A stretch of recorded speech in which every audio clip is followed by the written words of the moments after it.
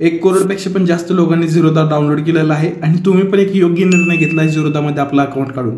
तर आता आपण सगळं समजून घेऊया झिरोधा कसं वापरायचं. तर जेव्हा तुम्ही झिरोधा उघडता तर तेव्हा तुमच्यासमोर एक असा इंटरफेस ओपन होईल. आता तुम्ही अकाउंट तर ऑलरेडी काढलंय, त्याच्यामुळे तुम्हाला आता फक्त लॉग इन करायचं आहे. जेव्हा तुम्ही लॉग इनवर दाबता तेव्हा तुम्हाला युजर आयडी आणि पासवर्ड विचारेल.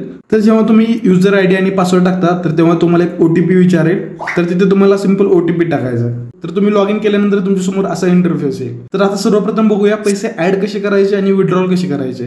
तर मी इथे क्लिक केल्यानंतर मला वरती माझा ID आणि एक माझं जीमेल लिंक आहे ते मला वरती दिसतंय. मी खाली घेतो, मग मला इथे फंड्सचा सेक्शन दिसतोय. मी जेव्हा फंड्स वरती क्लिक करेन तर मला इथे दिसतंय की माझा अवेलेबल जो कॅश आहे तो आहे 1,28,000 रुपये समथिंग. आणि खाली जर आलो तर मला इथे दिसतंय की ऍड फंड्स आणि विड्रॉ फंड्स. पण तुम्हाला जर पैसे ऍड करायचे असतील तर तुम्ही ऍड फंड्स वरती क्लिक करा. तुम्हाला समजा 5,000 रुपये ऍड करायचे असेल ते अमाऊंट टाका इथे आणि त्याच्यानंतर तुम्हाला खाली 2 अकाउंट आले की तुम्ही एकतर बँक ऑफ महाराष्ट्रातून ऍड करू शकता किंवा तुम्ही स्टेट बँक ऑफ मधून ऍड करू शकता. स्टेट बँक ऑफ इंडियाला मी इथे क्लिक केलेलं आहे. आणि त्याच्यानंतर मला खाली ऑप्शन दिसत आहेत की एकतर मी UPI थ्रू पेमेंट करू शकतो किंवा गुगल पे थ्रू करू शकतो किंवा नेट बँकिंग थ्रू करू शकतो. पण आता जर मी नेट बँकिंग मध्ये गेलो तर मला थोडेसे चार्जेस लागू शकतात. त्याच्यामुळे मी ते गुगल पे वरती क्लिक करणार आणि गुगल पे थ्रू माझं पेमेंट करू शकतो. तर अशा प्रकारे तुम्ही पैसे ऍड करू शकता. तर आता बघूया पैसे विड्रॉल कशी करायची. तर आता मी सिंपल जसं ऍड वरती गेलो तसंच विड्रॉ वरती क्लिक करेन. विड्रॉ वरती क्लिक केल्यानंतर असा इंटरफेस ओपन होईल. तर मग मला इथे दिसेल की अमाऊंट टू विड्रॉ. मग मी ते सिंपल अमाऊंट टाकेन. समजा मला 1,00,000 रुपये विड्रॉ करायचे तर मी 1,00,000 रुपये टाकतो आणि खाली कंटिन्यू वरती क्लिक करतो. पण मी जेव्हा कंटिन्यू वरती क्लिक करेन तेव्हा मला इथे माझी बँक सांगेल की तुम्ही या बँकेत तुमचे पैसे ऍड होऊन जातील आणि वरती अकाउंट नंबर दाखवेल. एकदा तो कन्फर्म करायचा आणि कन्फर्म वरती क्लिक केलं की त्या विड्रॉल रिक्वेस्ट प्लेस झालेली आहे. आता मी इथे सिंपल ती विड्रॉल रिक्वेस्ट कॅन्सल करतो. तर अशा प्रकारे मी इथे ती कॅन्सल केलेली आहे रिक्वेस्ट. आता मी थोडंसं मागे येतो. आता मला मागे दिसतं की ते वॉच लिस्ट म्हणजे काय की तुम्ही असे स्टॉक्स ऍड करून ठेवताय ज्याच्यावर तुम्ही वॉच ठेवणार आहेत किंवा ते स्टॉक्स तुम्ही बाय करणार आहेत. समजा मला वाटतं की रिलायन्सचा शेअर मला ऍड करायचा आहे तर मी ते सिंपल सर्च आणि ॲडमध्ये माझं रिलायन्स नाव टाकेन. जेव्हा मी ते रिलायन्स नाव टाकेन तेव्हा मला त्या रिलायन्स नावाचे काही सजेशन्स येतील. तर मला इथे आलं की रिलायन्स इंडस्ट्रीज इथे राईट साईडला एक ॲड बटन दिसतंय त्याच्यावरती मी क्लिक करेन. त्याच्यावरती ॲड क्लिक केल्यानंतर खाली ते माझं बघू शकता खाली रिलायन्स स्टॉक ॲड झालेला आहे. आता तुम्हाला हा स्टॉक बाय करायचा आहे किंवा सेल करायचा असेल तर सिम्पली या स्टॉकवरती क्लिक करा. त्या स्टॉकवरती क्लिक केल्यानंतर माझ्यासमोर बाय ओपन आहे, सेल ओपन आहे. पण जेव्हा मी बायवरती दाबतो तर तेव्हा माझ्यासमोर एक असा इंटरफेस ओपन येतो. तर मित्रांनो घाबरायचं काहीच कारण नाही. आता हे समजून घेऊया की हा इंटरफेस काय आहे. तर सगळ्यात पहिल्यांदा मला इथे क्वांटिटी दिसते. क्वांटिटी म्हणजे काय की मला रिलायन्सचे किती स्टॉक बाय करायचे. त्याच्यानंतर मला दिसतंय की प्राईस म्हणजे मी हा रिलायन्सचा स्टॉक किती रुपयाला बाय करणार. समजा त्याची करंट प्राइस चालू आहे 2,984 रुपये. मला जर समजा तो 2,980 रुपयाला बाय करायचा असेल तर मी इथे 2,980 रुपये क्लिक करेन आणि मी क्वांटिटीकडे टाईप करतो 100. तर मी जेव्हा हे टाईप करतो तेव्हा मला खाली इथे दाखवतं की तुम्हाला मार्जिन किती लागतं. 2,98,000 रुपये तुम्हाला लागतंय जर तुम्हाला 100 क्वांटिटी बाय करायची असेल. आणि तुम्हाला इकडे चार्जेस दाखवतंय की तुम्हाला जवळपास 350 रुपये चार्जेस लागणार आहे. हे झालं मार्जिन, क्वांटिटी आणि प्राइस. तर आता खाली येऊया इंट्राडे आणि लॉंग टर्म काय असतं.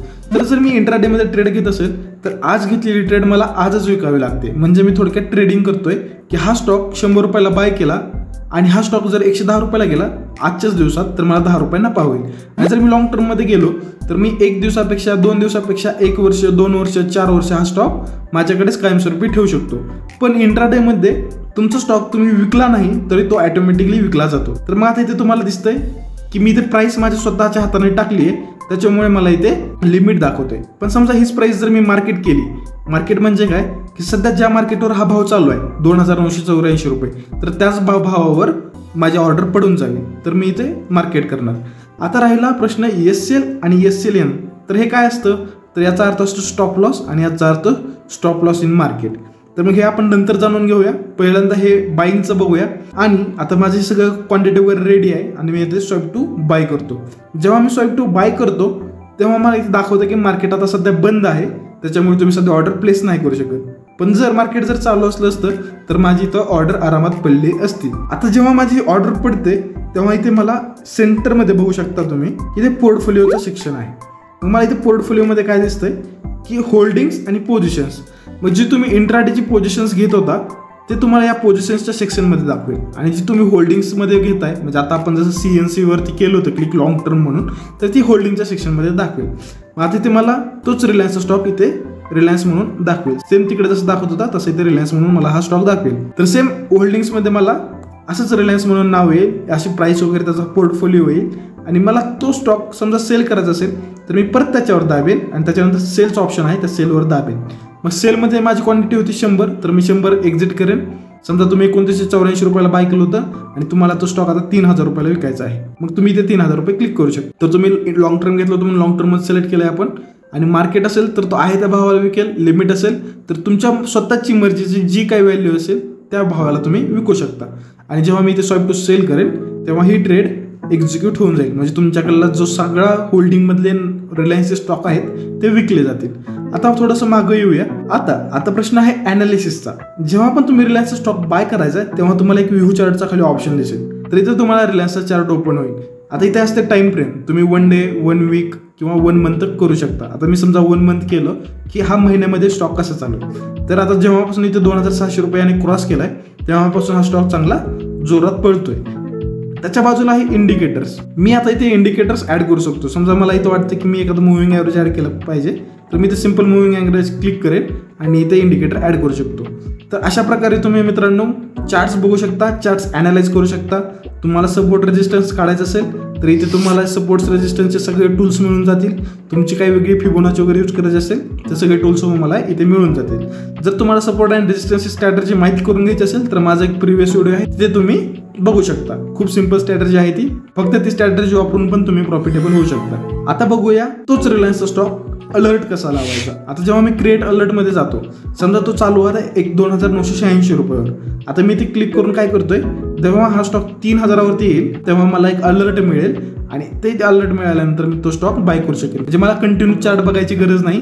जेव्हा 3000 रुपयावरची भाव जाईल तेव्हा मला लक्षात येईल. तर खाली तुम्हाला इथे दिसेल की मार्केट डेप्थ किती असते आणि इकडे बिड प्राइस आणि आस्क प्राइस तुम्हाला दिसेल. इथे लो आणि इथे हाय दिसेल, म्हणजे आजच्या दिवसात याने कितीचा लो लावला आणि आजच्याच दिवसात याने कितीचा हाय लावला हे तुम्हाला इथे दिसेल. आता थोडंसं खाली येऊया. आता खाली या स्टॉकचे तुम्हाला जर फंडामेंटल्स बघायचे असतील तर इथे सिम्पली मी फंडामेंटल्सवरती क्लिक करेल. तर या स्टॉकचे मला फंडामेंटल्स इथे दिसायला लागतील की एका महिन्यात किती रिटर्न भेटलं, एका वर्षात किती रिटर्न्स भेटलं, ही कंपनी काय प्रोड्यूस करते, या कंपनीचं काय काम आहे. त्याच्या खाली मग टेक्निकल्स दिसतील. झिरोधाकडून तुम्हाला कळेल की हा स्टॉक बुलिश आहे, बिअरिश आहे, तो घ्यायला पाहिजे का नको. टेक्निकल्समध्ये स्ट्रॅटर्जीजमध्ये ही सगळी तुम्हाला डिटेल तुम्ही बघू शकता. आता थोडंसं मागे येतो. आता समजा याच वॉच लिस्टमध्ये मला हा स्टॉक रिमूव्ह करायचा आहे रिलायन्सच, तर मी सिम्पली याला दाबून धरेन आणि जेव्हा मी याला दाबून धरेल ना तेव्हा मला खाली एक डिलीटवाला सेक्शन दिसतोय. त्या डिलीटवरती दाबेल आणि त्याच्यानंतर मला इथं सेव्ह वरती क्लिक करायचं. तर आता माझा तो रिलायन्सचा स्टॉक एक्झिट झालेला आहे. आता सिम्पली ही झाली एक वॉच लिस्ट. अशा तुम्ही 4-5 वॉच लिस्ट ऍड करू शकता. आता ही माझी वॉच लिस्ट नंबर 1 आहे, ही वॉच लिस्ट नंबर 2 आहे, ही वॉच लिस्ट नंबर 3 आहे, ही वॉच लिस्ट नंबर 4 आहे आणि ही वॉच लिस्ट नंबर 5 आहे. अशा प्रकारे तुम्ही मल्टिपल ऑफ वॉच लिस्ट तयार करू शकता. आता जेव्हा तुम्ही वॉच लिस्टच्या एक राईट साईडवरती क्लिक करता तेव्हा तुम्हाला इथे निफ्टी 50 आणि निफ्टी बँकचे इंडायसेस दिसतील. आता जेव्हा मी निफ्टी 50 वरती क्लिक करेन तर माझ्यासमोर डायरेक्ट निफ्टी 50चा चार्ट ओपन होईल. सेम याचप्रमाणे निफ्टी बँकवरती क्लिक केलं तर मला इथे निफ्टी बँकचा चार्ट पण ओपन होईल.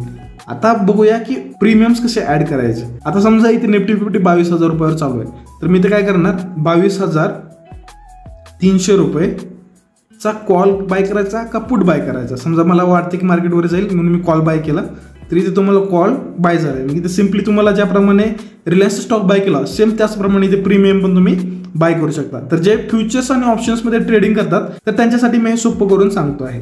तर मित्रांनो एवढं सोपं आहे ट्रेड्स घ्यायचे. आणि जेव्हा तुम्ही ट्रेड्स घेता तेव्हा तुम्हाला ऑर्डर्समध्ये दिसतं काय काय दिसतंय मला ऑर्डर्समध्ये की ओपन, एक्झिक्युटेड, बास्केट आणि जीटीटी.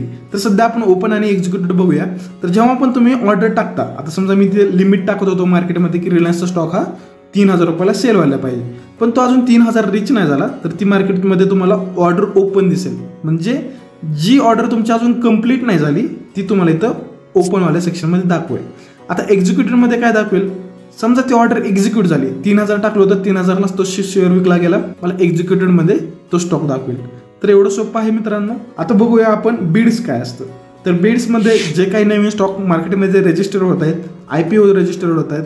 आता सध्या मुक्का, MV कार्गो, VSTL, प्लॅटिनम यांचे रिसेंटली IPO आलेले आहेत आणि त्याला आपण अप्लाय करायचं असेल तर इथून सिम्पली आपण अप्लायवर क्लिक करून ते अप्लाय करू शकता. आणि त्याचप्रमाणे गव्हर्नमेंट सिक्युरिटीचे बॉन्ड वगैरे पण इथे आपल्याला अवेलेबल होऊन जातात. तर इथे कन्सोलच्या सेक्शनमध्ये इथे पोर्टफोलिओ, ट्रेडबुक, PNL हे सगळे आपल्याला ऑप्शन दिसत आहेत. जर मी पोर्टफोलिओ क्लिक केला तर माझा आतापर्यंतचा प्रॉफिट लॉस मी ते सगळं काही इथे बघू शकतो. जर तुम्हाला झिरोदाकडे काही प्रॉब्लेम असेल, त्यांना काही कॉन्टॅक्ट करायचं असेल तर तुम्ही इथे सपोर्टमध्ये तुम्हाला जे सगळं सेक्शन दिसतोय त्याच्यावरून तुम्ही कॉन्टॅक्ट करू शकता. आणि जर तुम्ही शेअरिंग करून जर झिरोदामधून पैसे कमवायचे असतील तर तुम्हाला फक्त ते इन्व्हाइट फ्रेंडवरती दाबायचं आहे. आणि जेव्हा तुम्ही शेअर करता तेव्हा तुमची एक लिंक जनरेट होते, ती तुमच्या मित्रांना शेअर करायची, त्याच्यावरून त्याला डीमॅट अकाउंट काढायला लावायचं आणि मग तो जे काही ट्रेडिंग करेल तर त्याचं 10% तुम्हाला इकडे ब्रोकरेजचा आरामात भेटून जाईल. तर एवढं सोपं आहे मित्रांनो. तुम्ही ट्रेडिंग करून पण पैसे कमवू शकता किंवा तुम्ही शेअरिंग करून पण पैसे कमवू शकता. तर बस मित्रांनो, आजच्यासाठी एवढंच. कारण येणाऱ्या टाइममध्ये मी अजून खूप सारे लर्निंगवाले व्हिडिओज घेऊन येणार आहे, त्याच्यामुळे चॅनलला सबस्क्राईब करून ठेवा आणि व्हिडिओ पसंत आला असेल तर नक्कीच लाईक करा.